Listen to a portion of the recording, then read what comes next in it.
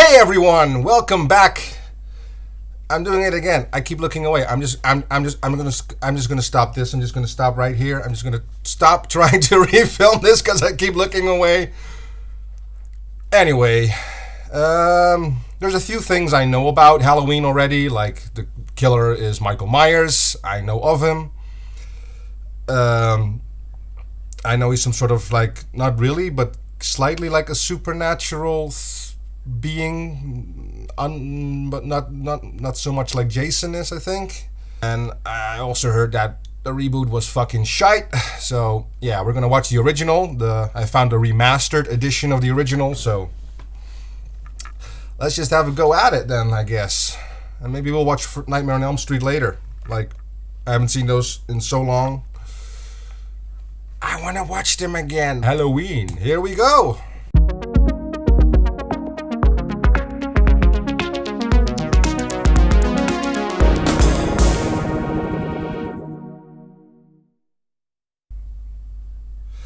You know, Michael Myers as an adult, as a kid, I don't know how I don't think I ever came across this film as a kid.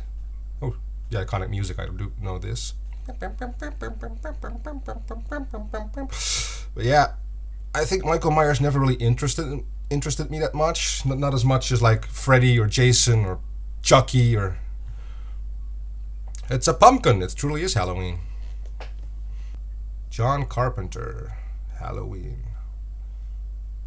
It's pretty dumb I've never actually watched this because John Carpenter is a pretty well-known name for horror, and as a kid I always wanted Halloween in the Netherlands, but we just had like Saint Martin, where you also go door by door for candy. It's on November 11th, but instead of like dressing up, you make like a lantern.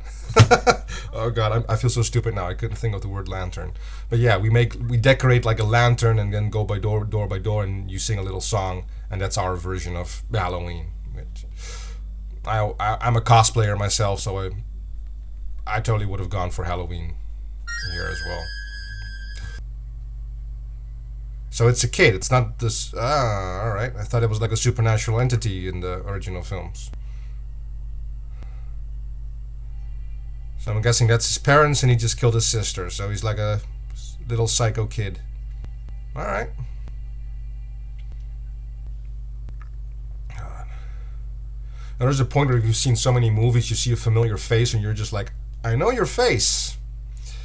I have no idea from what, but I know your face. You just saw escape mental patients. Don't roll down the window.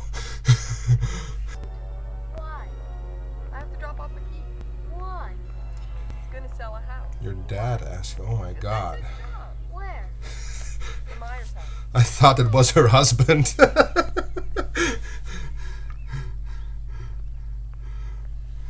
When you're so used to Jamie Lee Curtis being an adult, you don't expect her to be a teenager. Yes, I am. Where do I know you from? He looks like a mixture between Robert Englund and the guy that played the principal in Back to the Future. But, maybe that's why it's just why he looks familiar. But all right, so just straight off in daylight, he's just standing there. Now, if a mental patient escaped, I would think the first place you would look for him is to send cops to like the. Answer the question. Costain wrote that To like his parental house or something, you know, a place he might return to, which is where he obviously was. Element like earth, air, For a moment there, I was wondering why the hell are they wearing costumes, and then I realized, Halloween, you idiot.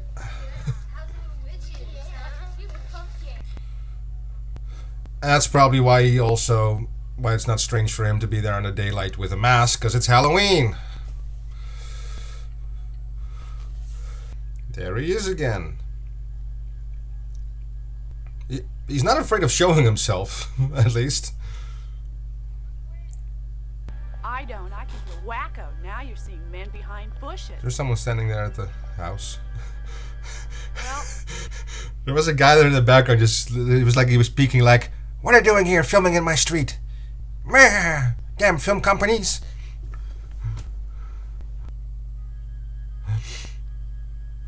There he is again. That's a better vanishing act than Batman.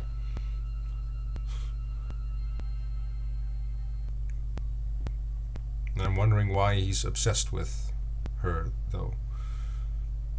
Is it like a family relationship, or because her dad owns the house, I guess? Like,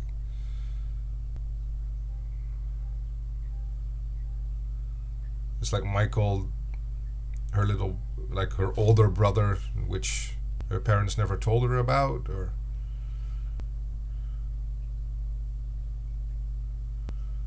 because I didn't recognize if the dad was the same guy as the one from like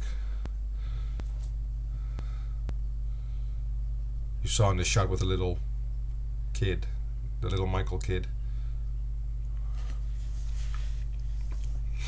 Embarrassed. I couldn't even face him. Laurie's out there. Hold on. Laurie, the boogeyman's Sorry, outside. kid, the Look. boogeyman is a better disappearing act than frickin' Batman himself. Tommy, there's nobody outside. Did I just see that right? She was looking for the keys because the car door was locked, and now she had the keys in her hand and just opened the car door.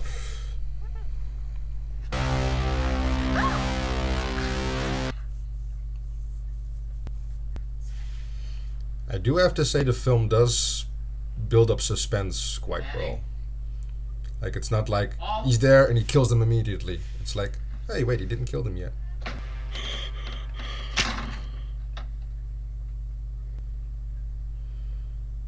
No fucking way.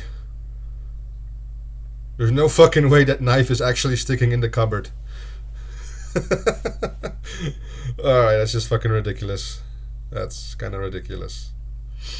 The knife is about this long, and then this is like his chest, his body. The knife is still sticking out this much. Well, did you get my beer? Hello? Hello? All right, Annie. First I get your famous chewing, now I get your famous squealing. Annie, are you all right? Oh god, this... I'm sorry, this is just so fucking bad.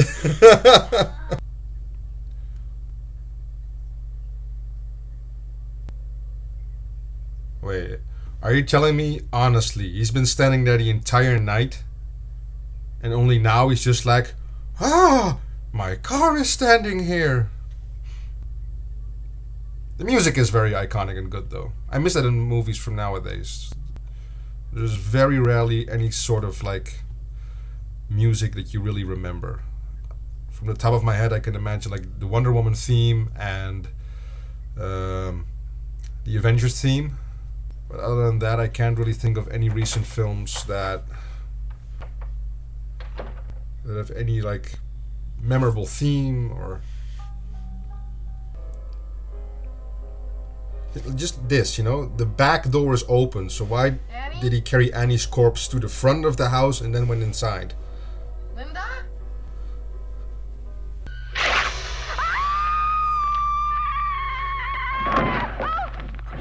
Damn, Michael, that's some serious shitty aim. Here's Johnny.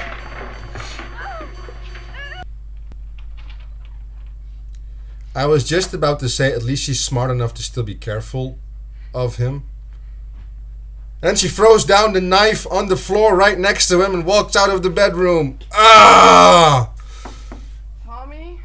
Well, at least the killer was stupid enough not to pick up the knife from the floor, I guess. Thank you. Just shoot him. I was like, he's not going to shoot him, is he? But he actually did.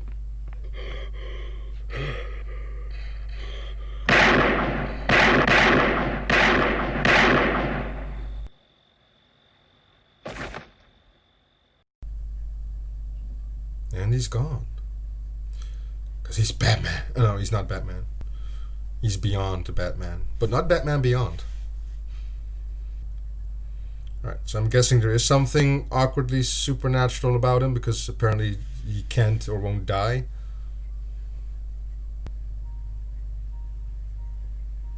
That's the end?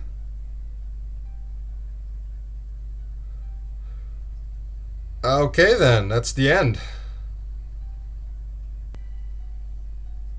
The Shape. Michael, Dr. Wynn. Is that what they were going for? The Shape? For like, it's in the credits, The Shape. And then he just became regularly known as Michael Myers.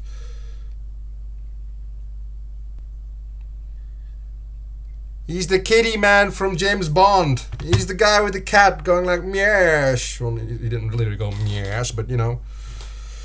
Ernst Stavro Blofeld. Alright, first of all, my apologies for the audio and such being out of sync. Something went wrong with recording itself and I just can't get the audio to properly sync with the video. I think something went wrong with recording in Filmora itself and I don't know what the problem is. I can't seem to fix it. I really don't know. I'll see about how to fix this in the future. And so far the tips and tricks I found online, like converting the complete file to a WMV, just did not work for this recording.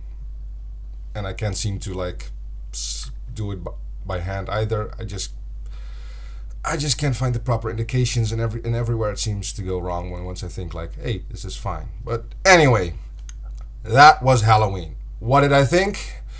I enjoyed it for the most part, but it wasn't as good as I thought it would be. Like, some elements feel kind of dated or questionable, like when Myers is chasing after Laurie at the end, and despite seeing us walking right behind her and being fairly close, somehow the character still has minutes of time to scream outside, get Tommy to open the door, close the door in time.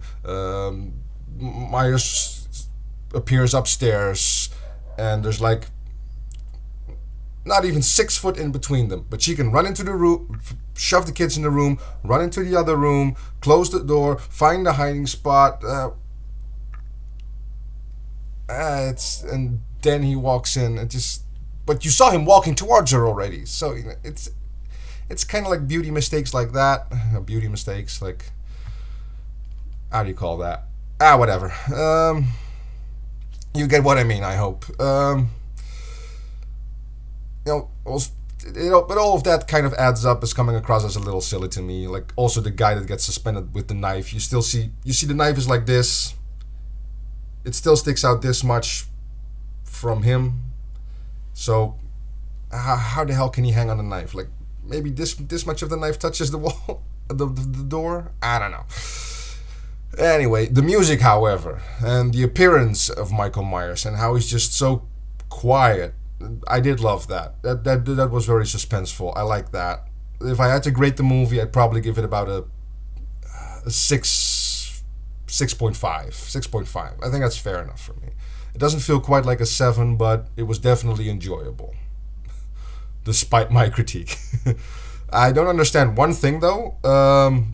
I thought he was supposed to be like a supernatural being, and I don't feel like the movie gave me very much of an indication that he was. The credits did call him like the Shape, and the doctor kept calling him like the Great Evil, and he really seemed like unable to die.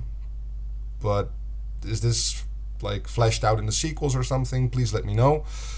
And also, what's a good sequel to watch, actually? Because I've been looking into it a little bit, and there's like 3 is a separate one, I think, but then you also have 2, 4, 5, and 6, then the H2O and Resurrection, and then the 2018 one.